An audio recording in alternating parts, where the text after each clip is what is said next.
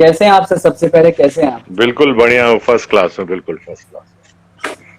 कैसा लग रहा है सर इतने बड़े मतलब हिस्टोरिकल शो का हिस्सा बनना, और ऐसे लॉकडाउन स्थिति में कभी सोचा था आपने कि दोबारा रीटेलीकास्ट होगी सर ये महाभारत?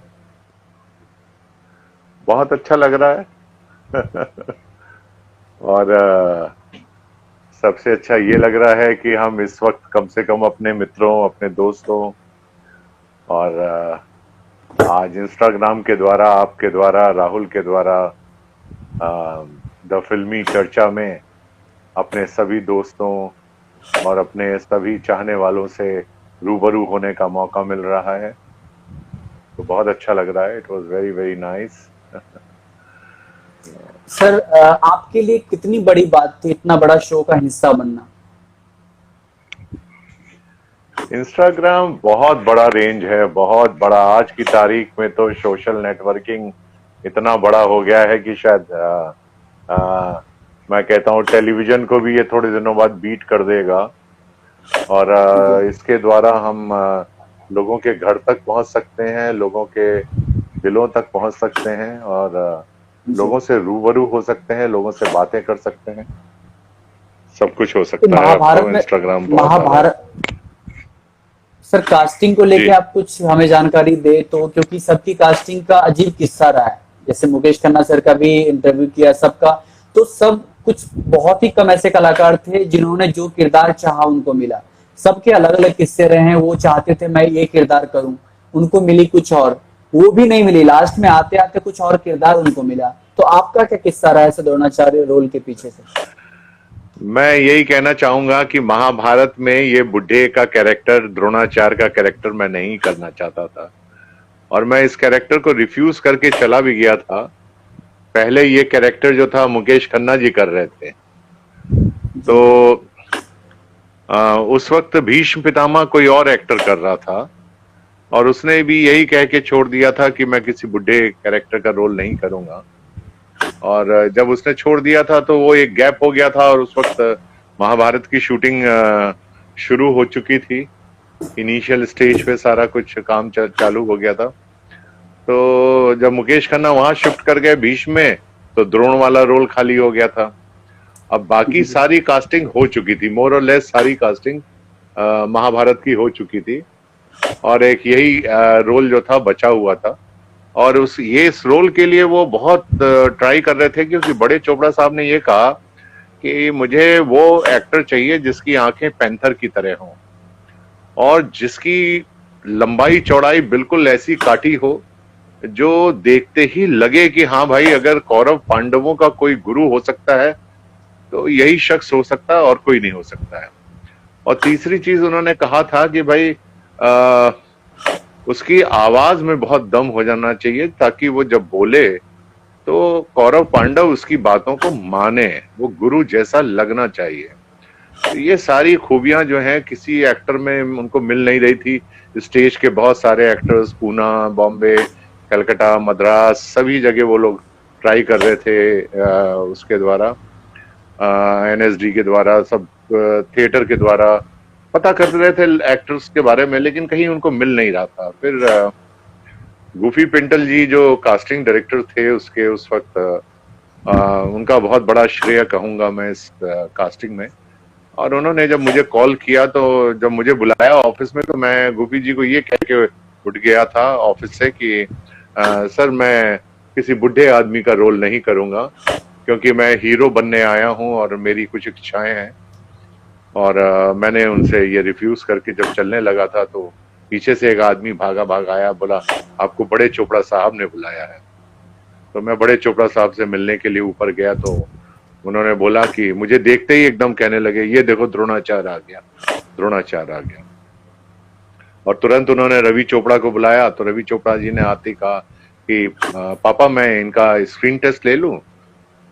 तो पापा ने कहा कि, बड़े चोपड़ा साहब ने कहा कि भाई इनका स्क्रीन टेस्ट की क्या जरूरत है तुम्हें, ये तो द्रोणाचार्य ही लग रहा है मुझे।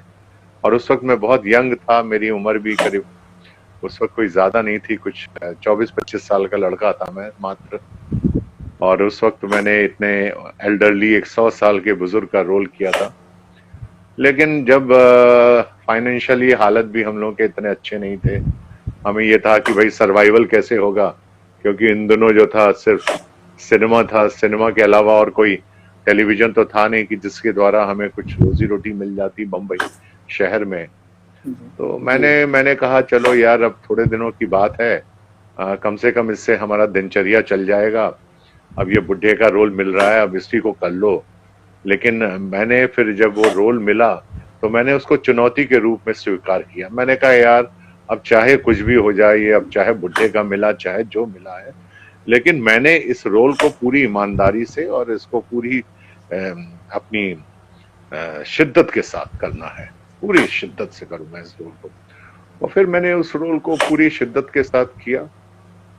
लेकिन जब महाभारत शुरू हुई थी राहुल, तो मैं ये बता देना चाहता हूं कि हमने ये नहीं सोचा था कि ये इतना पॉपुलर शो बनेगा आगे चलकर, ये मैंने नहीं सोचा था। लेकिन जैसे जैसे शो में पहले एपिसोड में ही राज बब्बर साहब की एंट्री हो गई थी, जो राजा भरत बने थे उसमें, और फिर उसके बाद बहुत अच्छे अच्छे कलाकार उसमें आने शुरू हो गए थे। मुकेश खन्ना जी भीष्म में आ गए थे और उन्होंने भीष्म प्रतिज्ञा ले ली थी। और उसके बाद अचानक ये शो एक ऐसा शो बदलाव लाया है इसने पूरे देश के अंदर, इसने क्रांति फैला दी। राहुल, मैं एक बात और बताना चाहूंगा अपने दर्शकों को कि हिंदुस्तान में लॉकडाउन एक बार और भी हो चुका है, और वो उस वक्त हुआ था जब महाभारत चलती थी, जब पूरी सड़कें खाली हो जाती थी और पूरे देश में एक सन्नाटा छा जाता था।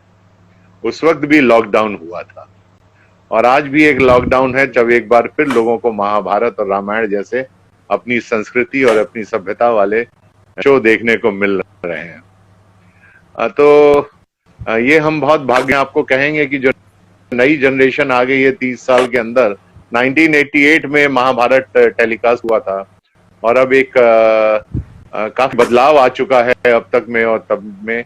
और मेरे ख्याल से एक नई जनरेशन जो थी वो महाभारत जानती भी नहीं थी। मेरे ख्याल से राहुल, तुम भी नहीं जानते होगे, क्योंकि तुम्हारी भी उम्र अभी 30 साल नहीं लगती है मुझे। तो कहने का मतलब यह है कि उस जनरेशन ने भी देखा, इस महाभारत को देख रहे हैं, आज भी देख रहे हैं, जो बहुत छोटे थे उस वक्त, या जो महाभारत के बारे में और रामायण के बारे में, अपनी संस्कृति और अपनी सभ्यता के बारे में नहीं जानते हैं। और हमारे टेलीविजन पे, नेशनल नेटवर्क पे जो भी दिखाया जा रहा है आजकल, उसमें वेस्टर्न कल्चर ज्यादा दिखाया जा रहा है, इंडियन कल्चर थोड़ा कम है, तो जैसे महाभारत, रामायण, हनुमान, चाणक्य जैसे शो, बुनियाद जैसे बहुत उम्दा शो दिखाए जा रहे हैं नेशनल नेटवर्क पे। तो ये हमारी संस्कृति है, ये हमारा अपना कल्चर है। मुझे बहुत खुशी हो रही है कि अपना कल्चर दिखाया जा रहा है। और आपको यकीन नहीं होगा राहुल, ये जान करके कि आज जो रामायण और महाभारत की टीआरपी आई है, वो one of the fantastic TRP has come, और इसने सारे पिछले रिकॉर्डों को तोड़ दिया है। कुछ 60 crore people are watching Mahabharat nowadays. और बचपन से हम लोग सुनते आ रहे हैं ना, कहा जाता है कि कर्म का फल की चिंता मत करो, कर्म करते जाओ।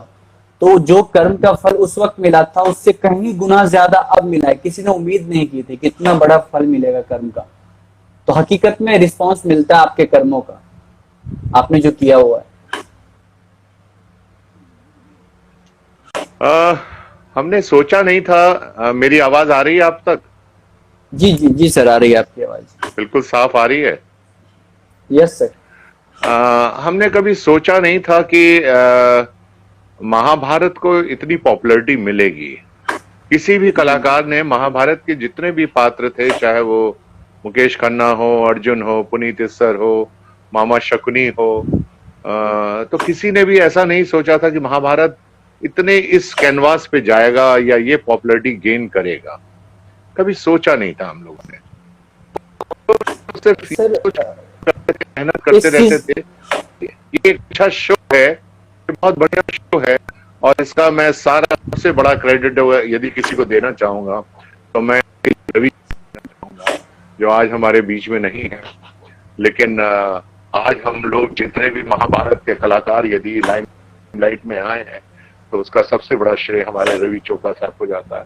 What a wonderful man, what a wonderful director, he was such A fantastic director कि मैं उनकी जितनी भी बारे में, उनकी बहुत सारी चीजें हैं जिनके मैं बारे में बात करना चाहता हूं, लेकिन मैं कर नहीं सकता हूं क्योंकि आज हम लोग लाइव पे बैठे हुए हैं यहाँ पे।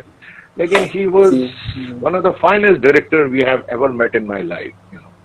और सबसे बड़ा जो क्रेडिट हम दे सकते हैं डॉक्टर राही मासूम रजा, जो कि संस्कृत हिंदी के बहुत बड़े स्कॉलर थे और यूपी के गाजीपुर के थे, और उन्होंने जो महाभारत को जिस तरह से लिखा है, ऐसे लिखा है जैसे उन्होंने महाभारत सचमुच देखी है।